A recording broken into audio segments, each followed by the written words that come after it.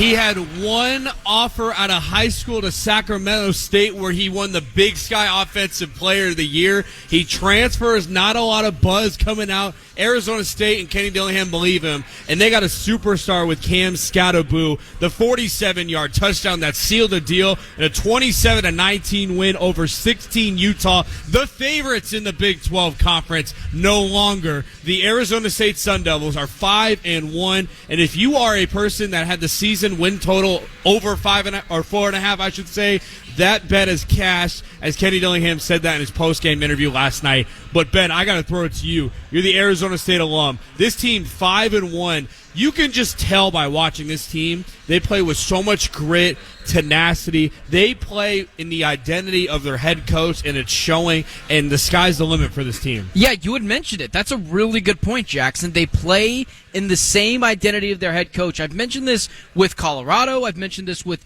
the Philadelphia Eagles all the way up in the NFL.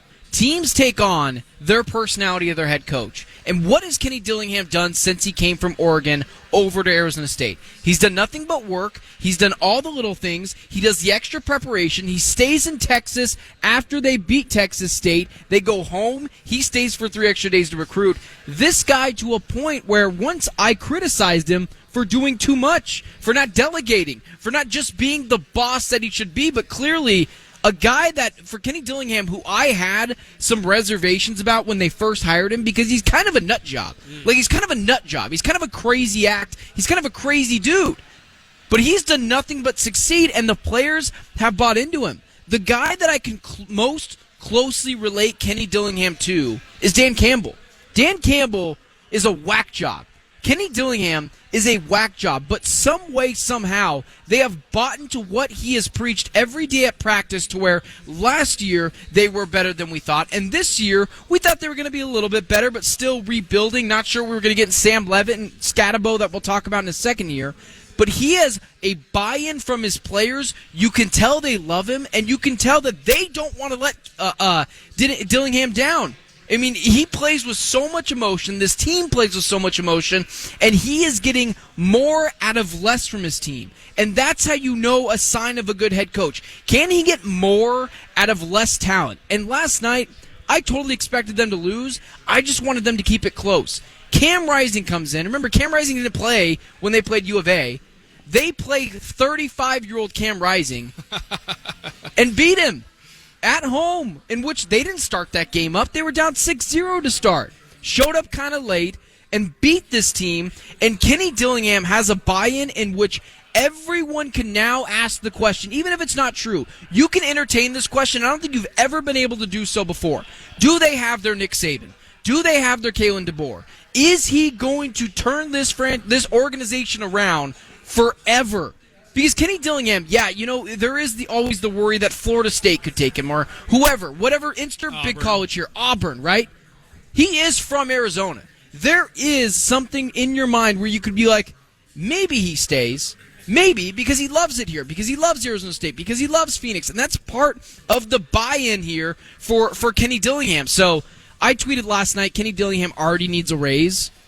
Just pay the guy again. Whatever you're, double it. And that's where I'm at. Huge win for ASU last night. I feel like for a good college football coach, whether it's at Arizona State or whatever, you kind of have to be a whack job. You have to be addicted to the process. You have to be addicted to college football if you want to lead a program to where you want to go. And you're right, Ben. This is a guy that I don't really – look, money talks, and he might get offers. I mean, look, you start 5-1 at a program that was in the dumps that had a bowl ban last year due to Herm Edwards and Antonio Pierce and all that whack job they had going on from 2 years ago. But you come in, you transform a program like this, and more importantly, you're getting guys buy-in. He's got a great mix of recruiting from high school, whether it's locally in the Valley or in California or in Texas, or trying to get guys in the South, just kind of how Steve Sarkisian does. You develop guys in the high school recruiting and the offensive and defensive line, and then you pick and choose transfer guys where you need them. An impact running back, an impact dynamic wide receiver with Jordan Tyson, a quarterback that resembles Bo Nix, kind of the similar style. He's gritty, he's tough, and he got hurt in that second half. You could tell they kind of abandoned the passing game for Sam Levitt. It was the battle of injured quarterbacks and the battle between really stout, good running backs from Bernard and Scatteraboo. But you got to give credit to ASU, and it stinks because being a college football fan, I was rooting for ASU because in close games like this, we've seen in the past them lose this. Mm-hmm. You got to feel a little bad for Cam Rising because this guy just can't get a break. Third play of the game, he hurts his right ankle, and you go back and forth on it. If you're Kyle Whittingham, do you pull him for a true freshman that has 7 interceptions in 3 games? Like, do you kind of pull him for that to put him in there, but you can be able to throw the football, and you got that kind of aspect to your passing game, your offense, that you don't have for Cam Rising? Because, Ben, when you throw with that right foot, that back foot, every ball was dipping to the ankles of these wide receivers who were getting open. So Micah Bernard, I should say, stepped up at a big moment. 21 carries, 129 yards, 1 touchdown. But the biggest thing that impressed me with Arizona State was their battle to not quit on the defensive line. They wreaked havoc. They collapsed the pocket on Cam Rising. And one guy to know, and I know Cam Scatterbo gets all the credit, but if you're watching the defensive side, Caleb McCullough, 12 carries, 12 tackles, 6 solo tackles, 1.5 tackles for loss, but more importantly, 2 big interceptions. So shout out to number 22 in that defense who stepped up big last night. Yeah, this team has done everything right over the past 2 years. Last year, right before the season started, a little bit of a wet blanket was thrown on them. They're going to have a bowl ban. Now, did anyone ever really think they were probably going to make the bowl game last year? No, but this season, they don't let anything... I guess they should say they didn't let anything rattle them. They were expected to be a 4.5 win team. They are picked to be 16th in the Big 12, and it's why I relate Kenny Dillingham to a guy like Dan Campbell. He is very, very emotional. His team has continued to buy into his messaging, even at times when he talks, where you're kind of just like, this guy sounds like a whack job. This guy, I'm not sure believes in his own motto because he's so bleeping emotional. You know, we've seen those clips of Dan Campbell who at times is like, all I do is think about you guys.